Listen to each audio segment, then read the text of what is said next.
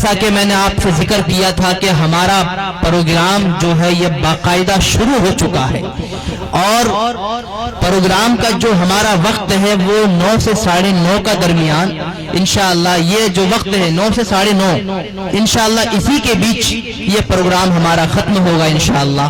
تو تمامی حضرات سے گزارش ہے کہ دل جمعی کے ساتھ بیٹھیں، کیونکہ ابھی بڑے بڑے اکابر ہمارے درمیان تشریف لائیں گے، اور ان میں سب سے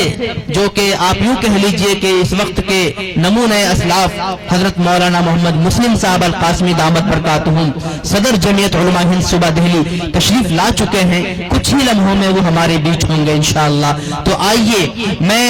اب آپ کی نشاط اور چاشنی کو بدلنے کے لیے فن خطابت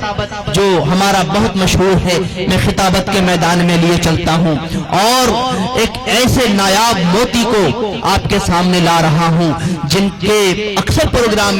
میں اور وہ ہم دونوں اصل میں دوست ہیں، میرا بھی نام تنویر اور وہ بھی ان کا بھی نام تنویر، اور ہم ایک ساتھ کئی پروگراموں میں رہتے ہیں، میرٹھ مظفر نگر کے کئی پروگراموں میں ایک ساتھ جانا ہوا۔ تو آپ ان کی تقریر سنیں گے تو ماشاءاللہ آپ کو محسوس ہوگا کہ واقعتاً حالات بدل سکتے ہیں۔ تو آئیے میں بے باک خطیب، بے باک مقرر شعلہ بیاں حضرت مولانا محمد تنویر آزاد محمودی صاحب دامت برکاتہم بانی و محتمم جامعہ معہد العلوم انصار وہار لونی غازی آباد سے گزارش کرتا ہوں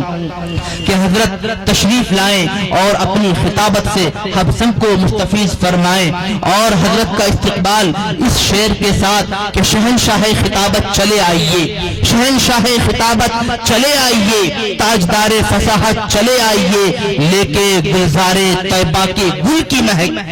لے کے گلزار طیبہ کے گل کی مہک، مشکبار خطابت چلے آئیے۔ حضرت مولانا مائک پر۔ الحمدللہ نحمده ونستعینه ونستغفره ونؤمن به ونتوکل علیہ ونعوذ باللہ من شرور انفسنا ومن سیئات اعمالنا من يهده الله فلا مضل له ومن يضلل فلا هادي له ونشهد أن لا إله إلا الله وحده لا شريك له ونشهد أن سيدنا وسندنا وحبيبنا ومولانا محمدا عبده ورسوله أما بعد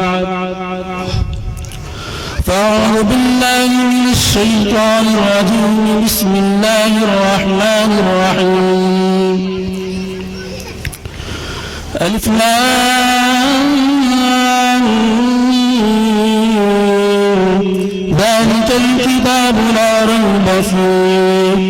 هدى للمتقين الذين يؤمنون بالغيب ويقيمون الصلاة ومما رزقناهم ينفقون صدق الله العظيم قال النبي صلى الله عليه وسلم خيركم من يتعلم القرآن وعلمه وقال النبي صلى الله عليه وسلم ليس منا من لم يتغن بالقرآن أو كما قال عليه الصلاة والسلام۔ یہ جو بچے ہیں بیچ میں سے بیٹھا دیجئے کہ ایسا نہ ہو پنڈال کے نیچے ہوں۔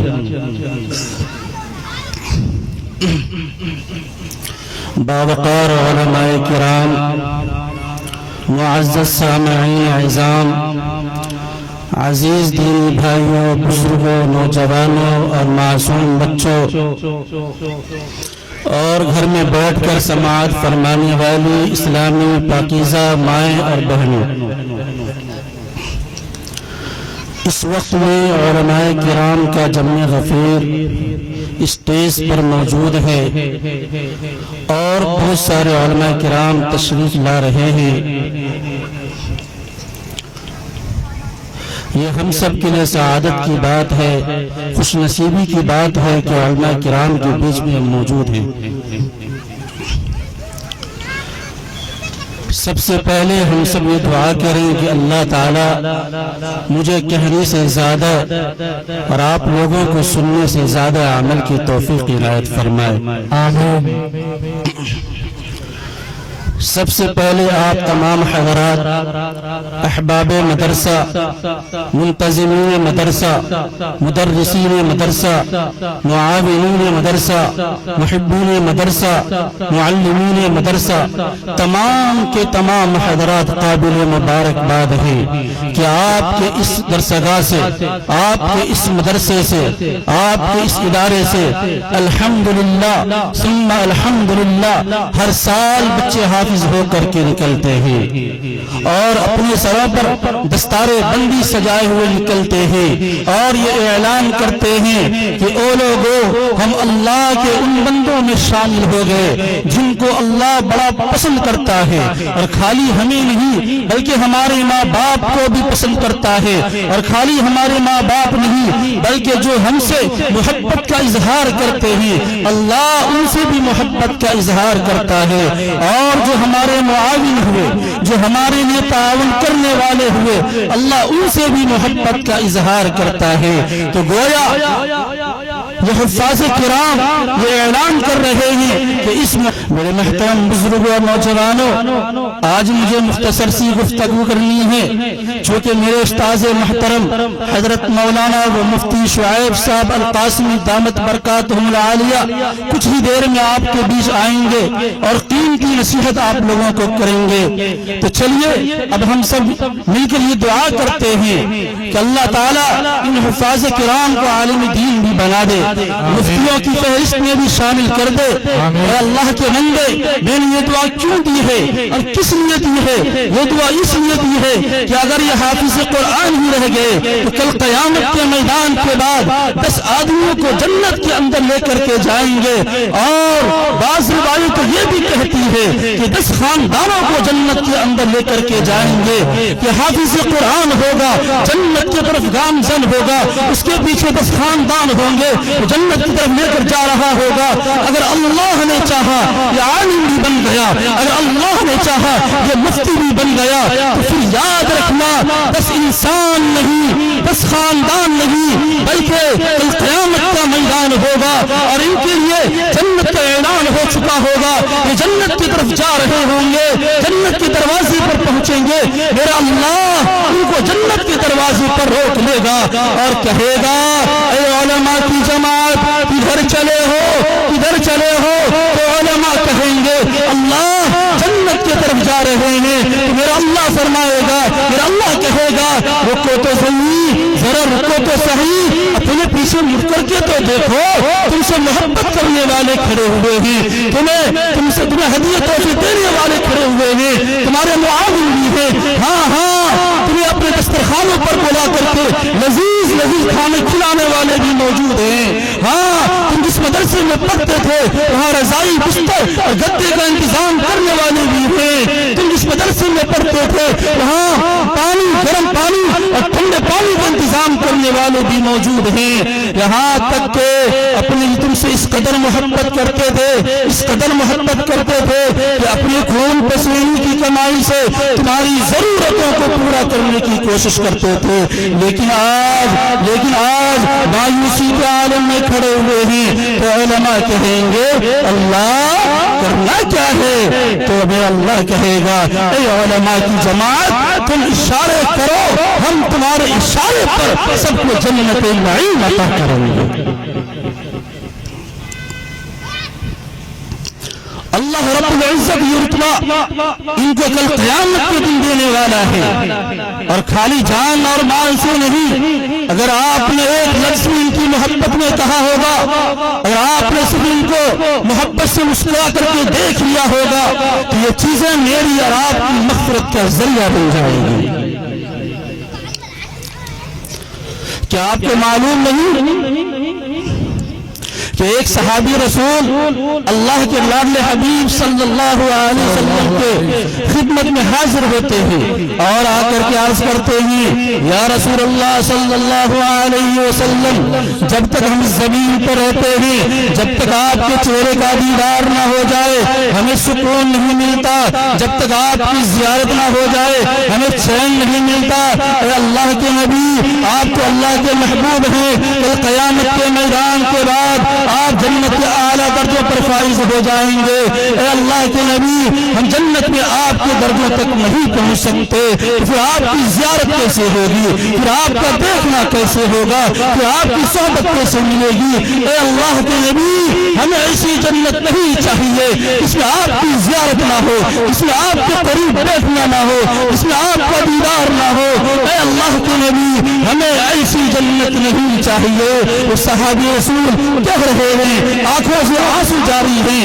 میرے اور آپ کے آقا عربی صلی اللہ علیہ وسلم مسکرائے اور فرمایا المرء مع من احب، جو جس سے محبت کرے گا وہ اس کے ساتھ ہوگا۔ اللہ اللہ۔ اس لیے اگر ہم اور آپ ان علماء کرام سے، ان حفاظ کرام سے، ان قراء سے محبت کرتے ہوئے ہوں گے تو مجھے اور آپ کو اس بات کا یقین ہے کہ ان کو جنت میں جانے سے کوئی نہیں روک سکتا۔ اگر یہ نیک صالح ہیں، اگر یہ عالم با عمل ہیں، اگر یہ اللہ کو راضی کرنے والے ہیں، اگر یہ اللہ کو منانے والے ہیں تو یہ جنت کے اندر جائیں گے۔ لیکن میں اور آپ جو گناہ گاری کی زندگی گزارتے ہیں، یاد رکھنا، او میرے بھائیو یاد رکھنا، اگر ہم ان سے محبت کرتے ہوئے ہوں گے تو میں اور آپ ان کے ساتھ جنت و نعیم کی بہاریں لیں گے، میں اور آپ ان کے ساتھ جنت و نعیم کے اندر جائیں گے۔ اس لیے کیوں اللہ اتنی عزت دے رہا ہے، کیوں اللہ اتنی وقات فرما رہا ہے، کیوں اللہ اتنا نواز رہا ہے؟ جانتے ہو، انہوں نے اپنے سینے کے اندر اللہ کے قرآن کے نور کو بسا رکھا ہے، انہوں نے اپنے سینے کے اندر اللہ کے قرآن کو اتار رکھا ہے، اس لیے اللہ اتنی عزت دے رہا ہے، اتنا نواز رہا ہے۔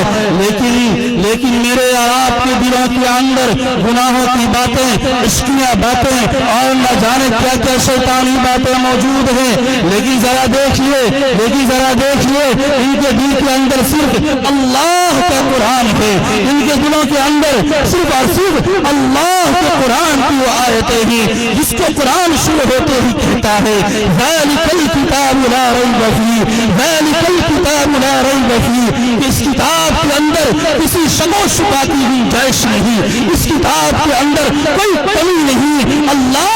آپ نے اس قرآن کو کیوں اتارا ہے، آپ نے اس قرآن کو کیوں اتارا ہے؟ میرے اللہ نے اس کا بھی جواب دیا، کیا ہدی للمتقین، اس میں متقیوں کی وہ منزلیں ہیں، اس میں متقیوں کی وہ کامیابیاں ہیں، اس میں متقیوں کی وہ راستے ہیں۔ ہاں، جو اللہ سے ڈرنے والے ہیں، جو اللہ کو ماننے والے ہیں، جو اللہ کے ہو کر کے زندگی گزارنے والے ہیں، اس قرآن مقدس کے اندر اللہ نے ان کے لیے بڑی کامیابیاں رکھی ہیں۔ ہاں، اللہ نے ان کو اس قرآن مقدس کے ذریعے سے بڑی عزتوں سے نوازا ہے۔ اس قرآن مقدس کے اندر ہر چیز موجود ہے۔ جب میرا بندہ پریشانیوں میں گر جائے، مصیبتوں میں الجھ جائے،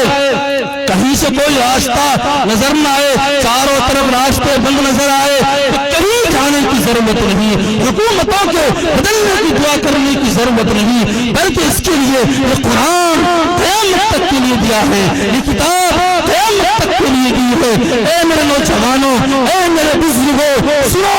میرا اللہ کہتا ہے جب جب مجھے ماننے والا، جب جب مجھے جاننے والا، جب جب مجھ سے ڈرنے والا، جب جب مجھے راضی کرنے والا اس زمین پر اپنے آپ کو پریشان ہوتا ہوا دیکھے،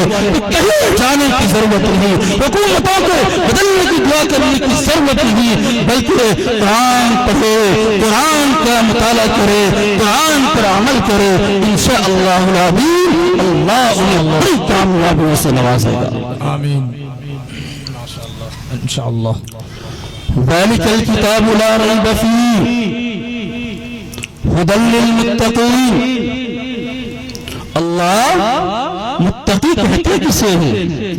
میں اپنی بات کو مکمل کر رہا ہوں۔ اے میرے نوجوانوں بزرگوں ذرا بتلاؤ متقی کہتے کسے ہیں؟ اردو میں اللہ سے ڈرنے والا، پرہیز کرنے والا، گناہوں سے بچنے والا۔ لیکن آج اس زمین پر ہر کوئی اپنے آپ کو متقی کہتا ہے، ہر کوئی اپنے آپ کو اللہ سے ڈرنے والا کہہ رہا ہے۔ لیکن ذرا ہم اللہ سے معلوم کریں، اللہ تیرے متقیوں کی نشانی کیا ہے، تجھ سے ڈرنے والوں کی نشانیاں کیا ہیں؟ تو میرے اللہ نے اس کا بھی جواب دیا۔ میرے اللہ نے کہا مجھ سے ڈرنے والوں کی 3 نشانیاں ہیں، مجھ سے ڈرنے والوں کی 3 نشانیاں ہیں۔ 3 نشانیاں ہیں، وہ 3 نشانیاں کیا ہے؟ پہلی نشانی قرآن نے بتلائی، الذین یؤمنون بالغیب، الذین یؤمنون بالغیب، جو غیب کی باتوں پر یقین رکھتا ہوگا، جس کے اندر یہ اعلیٰ کوالٹی ہوگی، جو غیب کی باتوں پر یقین کرتا ہوگا۔ ہاں اللہ کو نہیں دیکھا لیکن یقین کرتا ہے، نبیوں کو نہیں دیکھا لیکن یقین کرتا ہے، رشتوں کو نہیں دیکھا لیکن یقین کرتا ہے، قبر کو نہیں دیکھا لیکن یقین کرتا ہے، ہاں حشر کے میدان کو نہیں دیکھا لیکن یقین کرتا ہے، جنت کو نہیں دیکھا لیکن یقین کرتا ہے، جہنم کو نہیں دیکھا لیکن یقین کرتا ہے۔ یعنی جس کا غیب کی باتوں پر جتنا مضبوط یقین ہوگا وہ اتنا ہی بڑا اللہ سے ڈرنے والا ہوگا۔ نفع نقصان کا مالک اللہ، اچھی بری تقدیر کا مالک اللہ،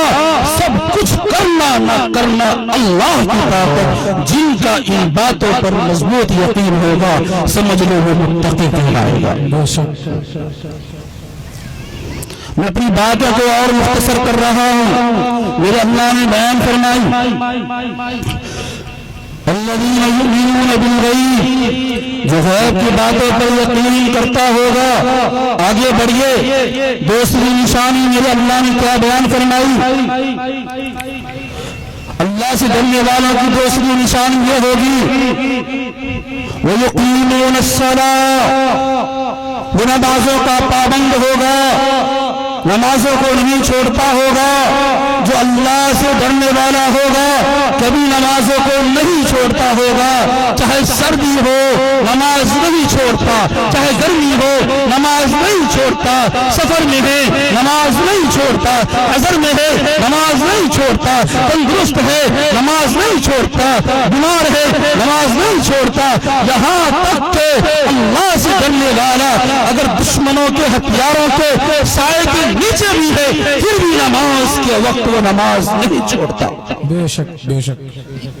وَيُقِيمُونَ الصَّلَاةَ، جو اللہ سے ڈرنے والا ہوگا وہ نماز نہیں چھوڑے گا۔ جو اللہ سے ڈرنے والا ہوگا وہ نماز کے تعلق سے بہانے نہیں بنائے گا۔ جو اللہ سے ڈرنے والا ہوگا اگر بیمار ہے کھڑے ہو کر کے نماز نہیں پڑھ سکتا تو بیٹھ کر کے پڑھے گا، بیٹھ کر کے نہیں پڑھ سکتا تو لیٹ کر کے پڑھے گا، لیٹ کر کے نہیں پڑھ سکتا تو آنکھوں کے اشارے سے پڑھے گا۔ اگر اسے معلوم ہے، یہاں تک کہ اسے معلوم ہے کہ میں دنیا میں موجود ہوں، میری سانس چل رہی ہے، وہ کسی بھی حالت میں نماز کو نہیں چھوڑے گا۔ اس لیے کیا فرمایا وَيُقِيمُونَ الصَّلَاةَ، جو نمازوں کا پابند ہوگا وہ اللہ سے ڈرنے والا ہوگا، وہ اللہ کا ولی ہوگا۔ جو نمازوں کا پابند ہوگا وہ اللہ کا قریبی بندہ کہلائے گا۔ اگر کوئی نماز چھوڑے اور کہے کہ میں اللہ کا نیک بندہ ہوں، جھوٹ بولتا ہے۔ کوئی نماز چھوڑے اور کہے کہ میں اللہ کا قریبی بندہ ہوں، جھوٹ بولتا ہے۔ کبھی کہتا ہے میں ایک نماز مکے میں پڑھتا ہوں، ایک نماز مدینے میں پڑھتا ہوں، ایک نماز مسجد اقصی میں پڑھتا ہوں۔ یاد رکھنا وہ مکار ہے، وہ جھوٹ بولنے والا ہے۔ جو اللہ کا نیک بندہ ہوگا وہ کبھی نماز کو نہیں چھوڑے گا۔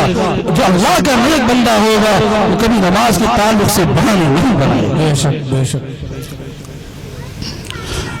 اس کے بعد تیسری نشانی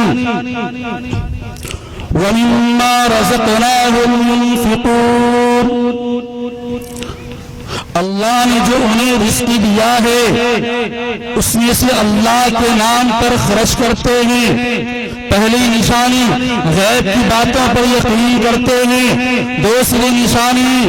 نمازوں کی پابندی کرتے ہیں، تیسری نشانی جو اللہ نے انہیں رزق دیا ہے اس میں سے اللہ کے نام پر خرچ کرتے ہیں، امیر ہیں تب بھی خرچ کرتے ہیں، غریب ہیں تب بھی خرچ کرتے ہیں، مرد ہیں تب بھی خرچ کرتے ہیں، عورت ہیں تب بھی خرچ کرتی ہیں۔ اللہ سے ڈرنے والے کی تیسری نشانی یہ ہے کہ اللہ نے جو انہیں رزق دیا ہے اس میں سے اللہ کے نام پر ضرور نکالتے ہیں۔ میرے بھائیوں، اے میرے بزرگوں، یہ چیزیں ہم نے حضرات صحابہ سے سیکھی ہیں کہ جب جیسے بھی حالات تھے اللہ کا نام آ جائے، اللہ کا ذکر آ جائے، اللہ کے نام پر علماء کرام ادھر کھڑے ہوئے تو ایک سے ایک لوگ آگے بڑھتے تھے، یہاں تک کہ صحابیہ اللہ کے نبی کے محبت میں ایک دوسرے سے آگے بڑھنے کی کوشش کرتی تھی۔ یہاں تک کہ صحابیہ اللہ کے نبی کے محبت میں ایک دوسرے سے آگے بڑھنے کی کوشش کرتی تھی۔ او ذرا سنو میری مائیں اور بہنیں جو پردے میں سماعت فرما رہی ہیں، یہ نہ سمجھنا خرچ کرنے کی عادت مردوں میں ہوتی ہے، نہ اللہ اپنے نیک بندیوں میں بھی عطا کرتا ہے۔ آؤ ذرا بتلاتا چلوں میرے اور آپ کے آقا عربی صلی اللہ علیہ وسلم کی پہلی زوجہ محترمہ جن کو میں اور آپ حضرت خدیجہ الکبریٰ کے نام سے جانتے ہیں، آقا صلی اللہ علیہ وسلم سے عمر میں زیادہ ہیں، 15 سال عمر میں بڑی ہیں، اس بوڑھی کا کیوں تذکرہ کرتے ہو، اس ایک جبڑے والی کا کیوں تذکرہ کرتے ہو؟ تو میرے آقا اس وقت فرماتے تھے کہ عائشہ اس طرح نہ کہو، خدیجہ خدیجہ ہی تھی۔ جب مکے والے نے میرے لیے دروازے بند کر دیے تو اس وقت میں سب سے پہلے نور نہیں حضرت خدیجہ الکبریٰ ہوتی۔ جب مجھے نبی بنایا گیا تو میں پریشان تھا، میں غمگین تھا، کون مجھے نبی مانے گا، کون میری بات کو تسلیم کرے گا؟ تو اس وقت میں سب سے پہلے اسلام قبول کرنے والی، سب سے پہلے کلمہ پڑھنے والی کوئی اور نہیں حضرت خدیجہ الکبریٰ ہوتی۔ بے شک میرے محترم بزرگوں، فرماتے ہیں میرے آقا عربی صلی اللہ علیہ وسلم ایک مرتبہ میں مکے کے باہر گیا تو میں نے دیکھا کہ مکے کے باہر ایک قبیلہ آ کر کے آباد ہوا ہے جو بڑا بھوکا پیاسا ہے، پیروں کے پتے کھا رہا ہے، اس کے بچے ان کے بچے پیروں کے پتے پیروں کے چھاؤں کھار کر کے اپنا پیٹ بھر رہے ہیں۔ اللہ کے نبی فرماتے ہیں مجھے اس قبیلے کو دیکھ کر کے بڑا ترس آیا، مجھے اس قبیلے کو دیکھ کر کے دل کے اندر ایک ملال سا پیدا ہوا، لیکن میں اس کے لیے کیا کر سکتا تھا؟ ابتداء اسلام کا زمانہ ہے، اس کے لیے کیا کر سکتا تھا؟ میں ان کی حالت کو دیکھ کر حضرت خدیجہ الکبریٰ کے حرم میں آیا، گھر کے اندر آیا، چار پائی پر سکون سے بیٹھ گیا۔ حضرت خدیجہ الکبریٰ فرماتی ہے کہ آج میرا محبوب مایوس ہے، مایوس ہے، مایوسی کی وجہ کیا ہے؟ حضرت خدیجہ الکبریٰ کہتی ہے کہ میں اللہ کے نبی کے قریب ہو کر کے کہا اے میرے لاڈلے حبیب، اے میرے لاڈلے حبیب، مایوس ہونے کی وجہ کیا ہے، غمگین ہونے کی وجہ کیا ہے؟ تو اللہ کے لاڈلے حبیب فرماتے ہیں اے خدیجہ میں ابھی مکے کے باہر گیا تو میں نے دیکھا کہ مکے کے باہر ایک قبیلہ آ کر کے آباد ہوا ہے جو بڑا بھوکا پیاسا ہے، اس کے پاس پینے کے لیے پانی تک نہیں ہے، اس کے پاس پہننے کے لیے کپڑے تک نہیں ہے، ان کے بچوں کے پاس کھانے کے لیے اناج نہیں ہے، اسی لیے مایوس ہوا کہ میں ان کے لیے کچھ نہ کر سکا۔ حضرت خدیجہ الکبریٰ فرماتی ہیں اللہ کے لاڈلے حبیب آپ کو مایوس ہونے کی ضرورت نہیں ہے، آپ کو غمگین ہونے کی ضرورت نہیں ہے، آپ مکے کے 4-5 مالداروں کو بلوائے، اللہ کے لاڈلے حبیب نے بلوایا۔ حضرت خدیجہ الکبریٰ فرماتی ہیں سنو اے میرے بھائیو، او میری مائیں بہنیں جو گھر میں بیٹھ کر سماعت فرما رہی ہیں، سنو کان کھول کر حضرت خدیجہ الکبریٰ کیا کہتی ہیں کہ میں نے جتنا پیسہ انویسٹ کر رکھا ہے، میں نے جتنا پیسہ کاروبار میں لگا رکھا ہے، تمام کا تمام مجھے واپس کر دیا جائے۔ وہ مکے کے 4 پانچ مالدار ہیں، اشرفیاں بھر بھر کر لا رہے ہیں۔ میرے لاڈلے حبیب فرماتے ہیں کہ اس وقت میں اشرفیوں کا اتنا ڈر لگ گیا، اتنا ڈر لگ گیا کہ میں ان اشرفیوں کے پیچھے چھپ گیا، اناج کا نہیں، گلے کا نہیں، بلکہ اشرفیوں کا اتنا ڈر ہے کہ میں اس کے پیچھے چھپ گیا، میں نظر نہیں آتا تھا۔ اللہ کے حبیب فرماتے ہیں کہ جب وہ ڈھیر مکمل ہوا تو حضرت خدیجہ الکبریٰ فرماتی ہیں کہ اللہ کے حبیب تمام کا تمام مال آپ کا ہے، اب جہاں چاہے خرچ کر سکتے ہیں، جہاں چاہے استعمال کر سکتے ہیں۔ بے شک تیسری نشانی جو اللہ نے انہیں رزق دیا ہے اس میں سے اللہ کے نام پر خرچ کرتے ہیں۔ پہلی نشانی کیا؟ غیب کی باتوں پر یقین کرتے ہیں۔ میں اپنی بات کو بالکل اخیر لے جا رہا ہوں، بالکل مختصر۔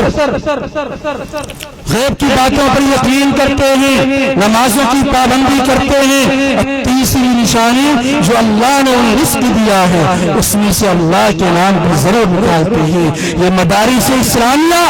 جو آپ دیکھتے ہیں، گلی گلی، قریہ قریہ، علاقہ علاقہ، کوچہ کوچہ، شہر شہر میں جو آپ مدارس اسلامیہ دیکھتے ہیں، یہ مدارس اسلامیہ، یہ مکاتب اسلامیہ جو آپ دیکھتے ہیں، یہ آپ حضرات کے ہی تعاون سے چلتا ہے، ان کے خرچات آپ حضرات کی تعاون سے پورے کیے جاتے ہیں۔ میں آپ لوگوں کو سے ایک بات اور کہنا چاہتا ہوں کہ آپ کے گھروں میں جو معصوم بچے ہیں، جو آپ کے گھروں میں پل رہے ہیں، جو آپ کے گھروں کی سب سے بڑی پونجی ہے، سب سے بڑی دولت ہے، آج جہاں اتنے بھائی موجود ہیں، اتنے والدین موجود ہیں، میں آپ سے کہنا چاہتا ہوں کہ آپ کے علاقے میں بڑے بڑے مکان ہیں، بڑے بڑے محلات ہوں گے جس میں مہنگے مہنگے پتھر لگے ہوئے ہیں، لیکن خدا کی قسم اس چٹائی پر بیٹھ کر آپ کا بچہ، آپ کا لخت جگر، آپ کے معاشرے کا بچہ،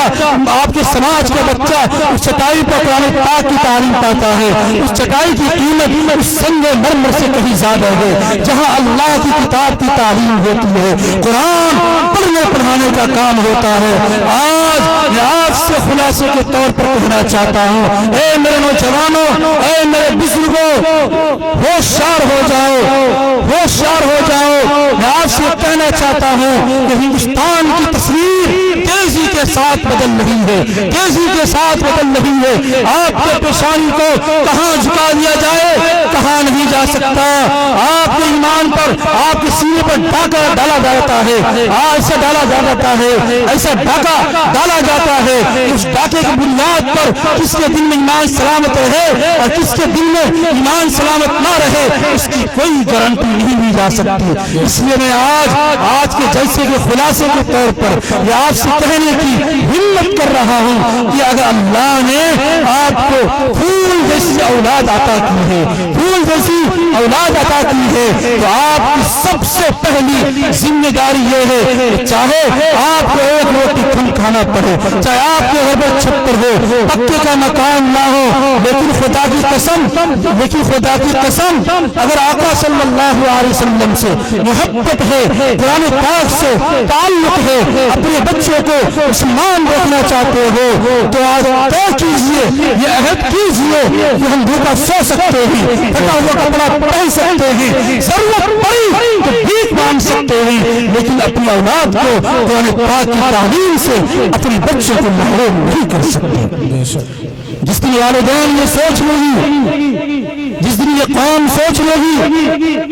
جس دن اپنے بچوں کو چٹائی پر بیٹھا کر اللہ کا نام سکھا دے گی، ایمان لانے کی باتیں بتا دے گی، آقا صلی اللہ علیہ وسلم کا کلمہ پڑھا دے گی،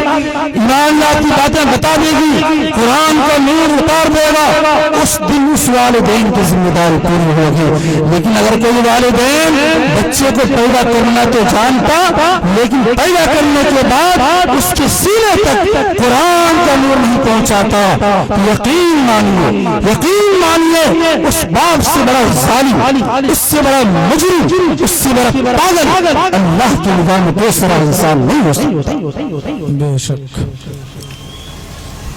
شاید آپ کو معلوم نہیں، آج کل یہ کہتے ہیں کہ مولانا صاحب میں تو مسلمان ہوں، میرے گھر میں تو ایمان اور کلمے کا چرچا ہے، میرے گھر میں بچہ پیدا ہوگا تو کیسے بگڑ جائے گا، کیسے راستے سے بھٹک جائے گا، کیسے راستے سے بھٹک جائے گا، کیسے گمراہ ہو جائے گا۔ لیکن قرآن پاک کو کھولیے، پہلے پارے کو کھولیے، اس کا آخری صفحہ پڑھیے، دیکھیے اللہ تبارک و تعالی ہمارے آنکھوں کی پٹی کو کیسے کھولتا ہے۔ حضرت یعقوب علیہ السلام پیغمبر ہے، بڑا پیغمبر، پورا کا پورا خاندان پیغمبر۔ اللہ تبارک و تعالی نے ان کے خاندان میں ہزاروں نبیوں کو پیدا کیا، لیکن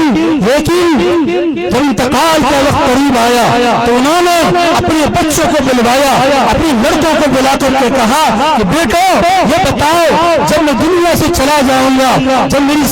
سانس بند ہو جائے گی، جب میری موت آ جائے گی تو تم کس کی عبادت کرو گے؟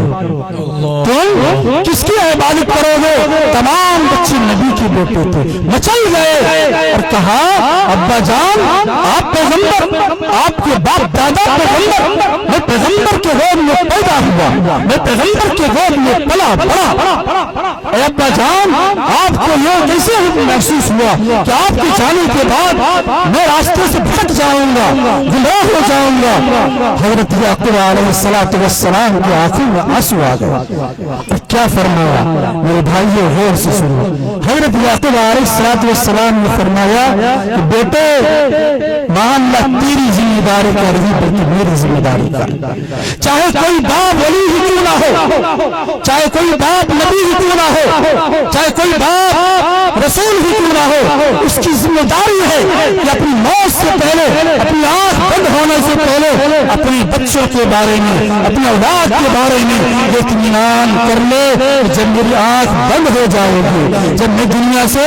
چلا جاؤں گا تو میری اولاد اور میری آنے والی نسلیں ایک اللہ کے بتائے ہوئے راستے پر قائم اور دائم رہے گی۔ آج آپ کی بھی ذمہ داری ہے، تمام بھائیوں تمام والدین کی ذمہ داری ہے کہ آج اس مجلس میں بیٹھ کر یہ عہد کریں اور یہ طے کریں کہ انشاءاللہ جب ہماری آنکھ بند ہوگی اس سے پہلے ہم اپنی اولادوں کو قرآن پاک کی تعلیم دیں گے بھائی، زور سے بولے، ہاتھ اٹھا کر بولیے، قرآن پاک کی تعلیم دیں گے، ہاتھ زور سے اٹھائیے، زور سے نیچے نہیں کرنا ہے، ہم بھی اٹھا رہے ہیں۔ آقا صلی اللہ علیہ وسلم کلمہ پڑھوائیں گے، ایمان میں آپ کی باتیں بتوائیں گے انشاءاللہ ضرور بتائیں۔ اللہ تعالی ہم سب کو عمل کی توفیق عنایت فرمائے، آمین۔ وآخر دعوانا الحمدللہ رب العالمین۔